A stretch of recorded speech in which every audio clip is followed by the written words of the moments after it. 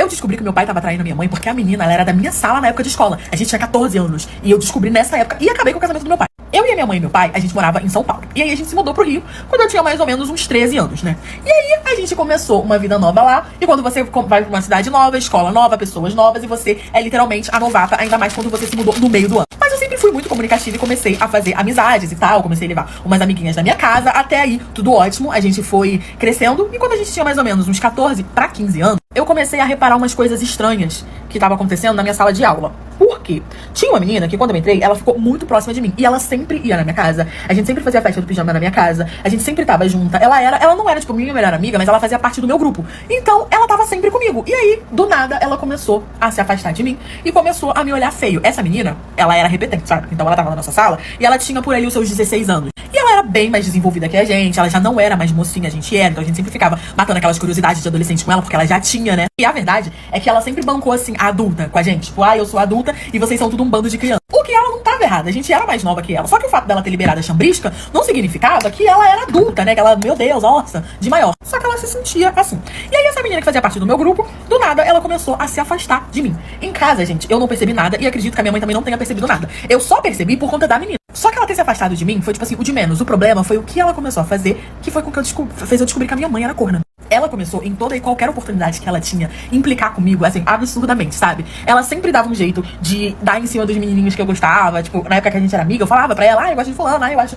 bonitinho ciclano. E aí, nesse período que ela se afastou de mim, ela pegou todos os meninos que eu falei pra ela que era bonitinho, que eu falei pra ela que eu tinha uma coisinha. Ela foi que fez questão de pegar todos e bem explanado pra eu ficar sabendo. Só que assim, gente, o problema é dela. Quem ia ser mais rodada aqui pra de micro-ondas no horário de padaria ia ser ela. Eu só fiquei, tipo assim, chateada porque ela era minha amiga. E ela literalmente pegou todos que eu gostava, que eu falei, que achava bonito, coisa assim do tipo. O tempo foi passando e as coisas foram piorando. A gente já tava mais ou menos uns 8 meses nisso. Ela começou a implicar comigo. Eu passava, ela colocava o pé na frente. Ela jogava a minha mochila no lixo. Às vezes eu chegava assim do banheiro, minha mochila tava no lixo. Ela começou a pegar meu material escolar. Ela começou a fazer um monte de coisa. E assim, coisa bem infantil mesmo, sabe? E aí ela começou a xingar minha mãe. Qualquer oportunidade. Começava a discutir comigo do nada por coisas assim banais. Às vezes até no meio da aula, se eu falasse alguma coisa, ela ficava, mas aquela feira da tua mãe. Tua mãe é uma baranga, mas não sei o quê. E aí, gente, aquilo tava me dando nos nervos, sabe? Porque ela me xingar, ficar de implicância comigo, beleza. Mas, pô, a gente sabe que mãe a gente não mexe. E principalmente em época de escola. Aquilo foi me revoltando, até que um belo dia, ela xingou a minha mãe, no meio da sala, assim, no meio da aula de um professor. O professor tava dando uma explicação, eu fiz uma pergunta, e ela levantou e xingou junto comigo. E eu virei pra trás e fui pra cima dela. Gente, a gente começou a rolar no chão. E eu adolescentezinha, ela também adolescentezinha, só que mais velha que eu. Ela era um pouco mais forte, mas eu tava com tanto ranço da cara dela que eu acabei machucando ela até. E ela também, obviamente. A gente foi pra diretoria, chamaram a minha mãe, só que minha mãe tava trabalhando e quem veio tinha sido meu pai. Quando meu pai chegou, ele ficou decepcionado, obviamente. Chamaram a mãe dela também, mas a mãe dela não pôde vir, então só quem veio foi meu pai.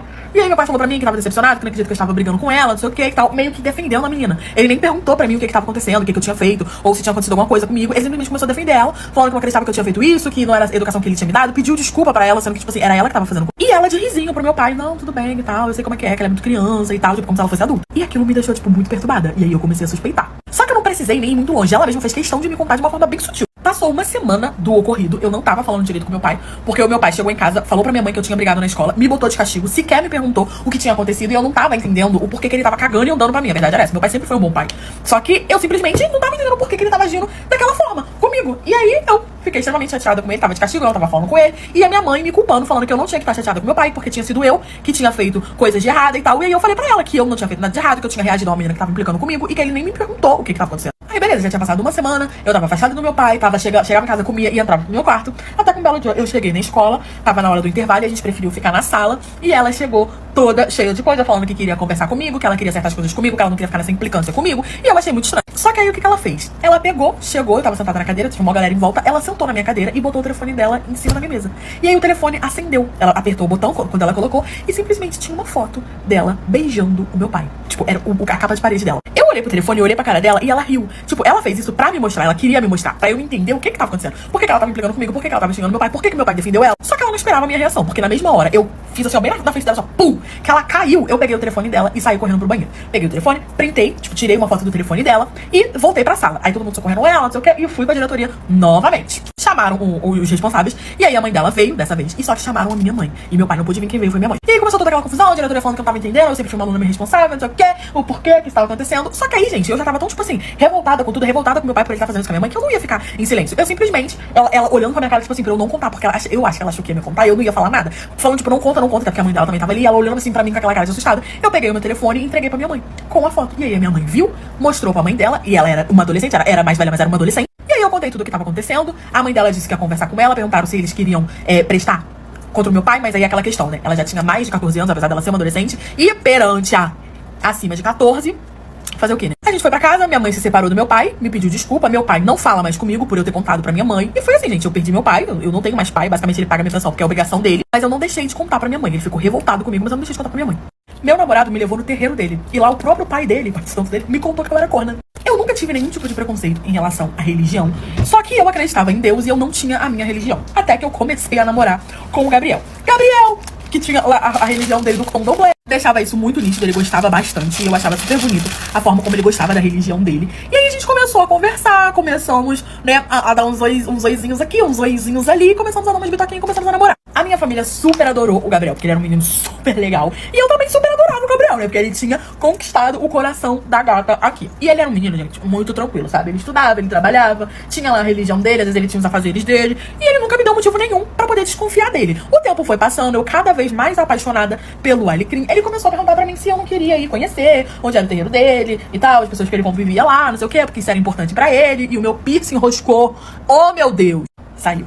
Enfim, perguntou pra mim se eu não queria ir conhecer lá pra eu poder ver como era, quem sabe me identificar, já que eu não ia à igreja, não seguia nenhum tipo de religião, só acreditava em Deus. E eu fiquei, vamos ver um dia aí pra eu poder ir. Mas eu achei que ele nem ia marcar, eu achei que ele nem ia lembrar. Até que quando foi de noite, ele me deixou em casa, e no dia seguinte ele me mandou mensagem falando que ele já tinha mandado mensagem lá pro pessoal, já tinha marcado e que ele ia me levar no dia seguinte. E eu falei que tudo bem, que eu iria com ele, e a gente marcou o horário, ele passou pra me buscar em casa. Até aí, tudo ótimo. Era num local, assim, bem longe, gente. E então demorou, tipo, mais ou menos 1 hora da minha casa até chegar lá. E a gente foi o caminho todo conversando, pirulitando, normalzinho. E quando eu cheguei lá... E aí, a gente chegou lá, eu fui recebida por uma senhorinha. Quando ela abriu a porta, ela já olhou pra minha cara, assim, muito assustada.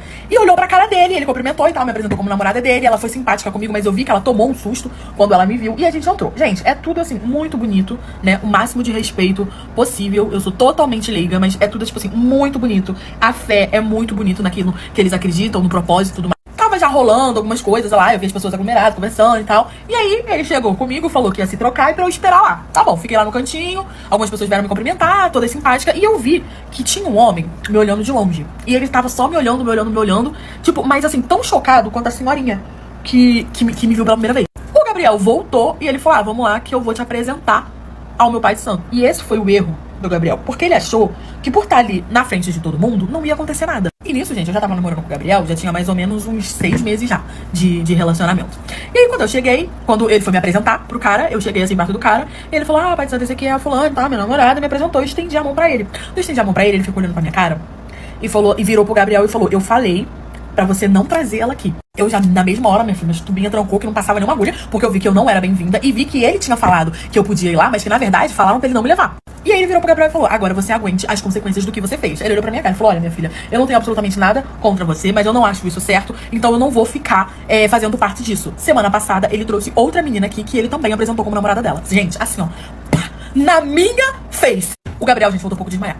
Eu vi a alma dele saindo do corpo. E ele começou a gritar, eu não acredito que você fez isso comigo. Achei que eu pudesse confiar em você. Não sei o que. Ele falou, você pode confiar em mim, mas fazer coisa de errada. E querer que a gente fique aqui acobertando, a gente não vai fazer. Por isso que a senhorinha me olhou estranho, por isso que tava todo mundo me olhando e cochichando, por isso que veio uma outra pessoa me cumprimentar, porque tava todo mundo sem graça, porque pelo visto o Gabriel levava 398 namoradas lá. Perguntei qual era o nome da menina, ele falou que o nome da menina era Marcela. E aí eu lembrei que Marcela era uma amiga da irmã dele, que eu não gostava muito, e a gente já tinha tido uma discussãozinha por causa da intimidade que ele dava pra Marcela. Dei na face do Gabriel, terminei com ele ali mesmo, peguei as minhas coisas, chamei um Bex, paguei uma grana de um Bex, que era 1 hora de distância da minha casa, e foi pra minha casa, gente, descobri qual era a corna. Ele tentou argumentar, falou que era mentira, eu falei, tá dizendo que seu pai de santo tá mentindo? E aí, quando eu falei isso, ele ficou tipo, não. E aí foi isso. Descobri que eu era corna, o pai de santo me contou, agradeci e fui pra minha casa, chifruda.